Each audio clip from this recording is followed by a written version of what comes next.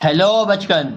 आज की इस वीडियो में हम super trick to solve assertion and reason based questions for class 10th 11th and 12th mathematics को हम डिस्कस करेंगे।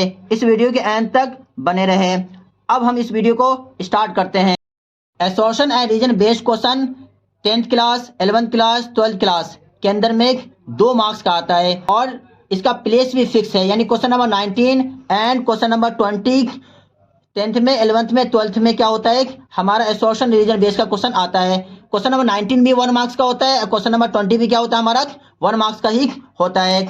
तो अब एसोर्शन इसके अंदर में गिवन क्या होता है, निकालना क्या होता है। तो एसोर्शन एंड रीजन हमेशा और हमेशा, एक बार और हमेशा क्वेश्चन में क्या होता है, गिवन होता है और इसके आंसर के अंदर में 4 ऑप्शन होते हैं। तो अब हम इस चारों ऑप्शन में से ए बी सी डी को हम क्या करेंगे, आइडिया लगाएंगे कि ए बी सी डी में कौन सा ऑप्शन क्या होगा, हमें टिक लगाना है। तो इस आइडिया को हम कैसे एनालाइज करते हैं, तो सबसे पहले हम क्या करेंगे, हम 3 स्टेप को हम फॉलो करते हैं। तो इसमें 3 स्टेप में सबसे पहला स्टेप क्या है, हमारा एसोर्शन को पढ़ना है। एसोर्शन को पढ़ते ही क्या होगा, या तो ये फॉल्स होएगा या तो ये क्या होगा, रॉन्ग होगा।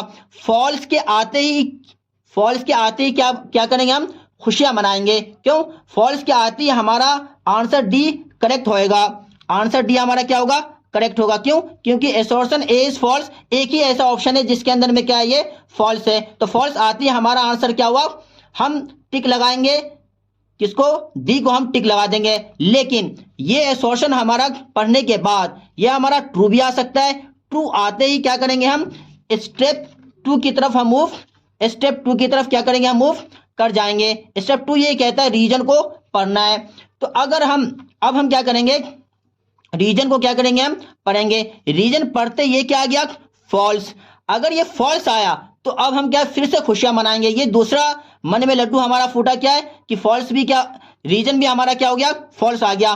तो रीजन के फॉल्स आते ही हमारा ऑप्शन सी क्या होगा, करेक्ट होगा। क्योंकि ऑप्शन सी के अंदर में एसोर्शन ए इज ट्रू है बट रीजन आर इज क्या है, फॉल्स है। तो रीजन के फॉल्स होते ही हमारा क्या हो गया, हम सी ऑप्शन को क्या करेंगे, हम टिक लगा देंगे। लेकिन ये रीजन फॉल्स हुआ है, ट्रू भी तो हो सकता है। अगर ये ट्रू हुआ तो ऑप्शन ए और बी में से क्या होगा, हम उसमें टिक लगाएंगे। तो अभी तक हमने ये जाना कि सी और डी कब लगाएंगे, डी कब लगाएंगे, जब एसोर्शन क्या आएगा, फॉल्स आएगा।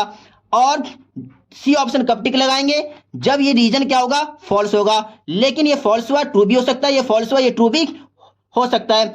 अब ये दोनों ट्रू है तो दोनों ट्रू के अंदर में ऑप्शन ए और बी आ सकता है। तो अब इसमें लिखा हुआ क्या है, both A and R is true, और इसमें भी both A and R is true, यानी एसोर्शन रीजन क्या है, दोनों में ट्रू है।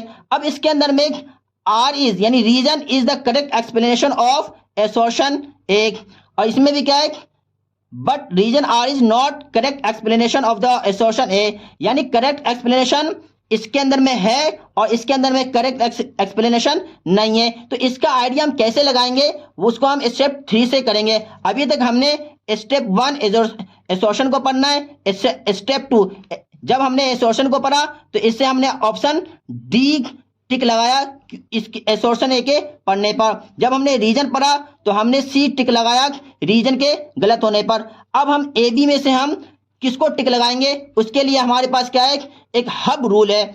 हब एस फॉर क्या है, हेल्प, यू फॉर क्या है, यूज, बी फॉर क्या है, बिकॉज, यानी सहायता, प्रयोग और क्योंकि। इस वाले हेल्प से करेक्ट एक्सप्लेनेशन है या नहीं हम आसानी से बता सकते हैं। तो अब हम इसके करेक्ट एक्सप्लेनेशन के लिए हम क्या करेंगे, ए और बी में से किसको हम टिक लगाएंगे। हमारे पास एक एग्जांपल है एसोर्शन और रीजन का।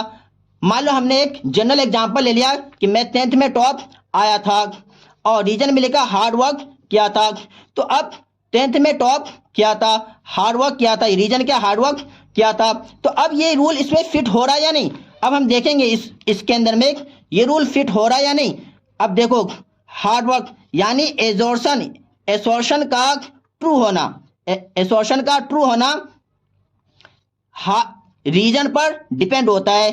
तो मैं 10th में टॉप आया था हार्ड वर्क की हेल्प से, मैं 10th में टॉप आया था हार्ड वर्क को यूज करके, मैं 10th में टॉप आया था क्योंकि मैंने हार्डवर्क किया था, यानी ये फिट हो रहा है। अगर यहाँ पे मैं बिकॉज करके पूरे सेंटेंस को फिट करूं और ये करेक्ट निकले, मैं 10th में टॉप आया था क्योंकि मैंने हार्डवर्क किया था, इसका मतलब हमारा ये करेक्ट एक्सप्लेनेशन है। अगर ये करेक्ट एक्सप्लेनेशन है तो हम ऑप्शन को कौन सा लगाएंगे? अगर ये करेक्ट एक्सप्लेनेशन है तो हम ऑप्शन कौन सा लगाएंगे? ए लगाएंगे। अगर करेक्ट एक्सप्लेनेशन नहीं है तो इसका मतलब हम ऑप्शन क्या लगाएंगे? बी लगाएंगे। एक और हम एग्जाम्पल को हम देख सकते हैं। एक एग्जाम्पल और क्या हमारे पास, एसोर्शन और रीजन का। तो the probability of drawn black card from deck is 1/2। तो इसको पहले चेक करेंगे ट्रू है या फॉल्स है। तो इसको ट्रू या फॉल्स चेक करने के लिए हम इसको क्या करते हैं? सॉल्व करते हैं। द प्रोबेबिलिटी ऑफ ड्रॉन मतलब निकालना, ब्लैक कार्ड कितने होते हैं हमारे? 26 होते हैं। डेक का मतलब 52 होते हैं। तो इसमें फॉर्मूला होता है number of favourable outcomes upon में टोटल नंबर ऑफ आउटकम्स। तो ड्रॉन कितना करना है? ब्लैक कार्ड कितना होता है? 26 अपॉन में 52। अगर हम इसको क्या करेंगे? सिंपलेस्ट फॉर्म में हम कन्वर्ट करेंगे तो हमें क्या मिलेगा? 1/2। जो प्रोबेबिलिटी हमने इसका निकाला तो क्या है? 1/2, जो कि क्या है? ट्रू है। तो ये क्या आ गया हमारा? ट्रू आ गया। अब हम ट्रू आते ही रीजन को भी हमें पढ़ना होता है। तो अब रीजन के ये जो इसका ट्रू होना रीजन पे डिपेंड करेगा, यानी probability of E number of favourable outcomes upon में टोटल नंबर ऑफ आउटकम्स। तो हमने ये देखा ये जो ट्रू है, ये ट्रू कैसे? इस वाले फॉर्मूले के हेल्प से ये ट्रू है, क्योंकि इस प्रोबेबिलिटी को निकालने के लिए number of favourable outcomes upon में टोटल नंबर ऑफ आउटकम्स का फॉर्मूला यूज करते हैं। इसका यूज करके हम क्या करते हैं? प्रोबेबिलिटी को निकालते हैं। और क्योंकि ये फॉर्मूला को हम यूज करते हैं, इस वजह से हमारा क्या होता है? हमारा आंसर प्रोबेबिलिटी का निकल जाता है।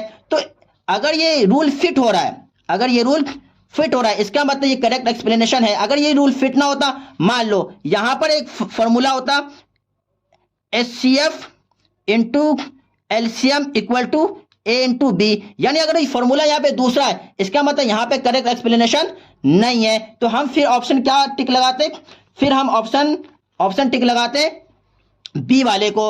अगर करेक्ट एक्सप्लेनेशन है तो हम क्या करेंगे? अगर रूल फिट हो रहा है तो इसका मतलब हम टिक लगाएंगे ए ऑप्शन को। अगर रूल फिट नहीं हो रहा है तो हम क्या लगाएंगे?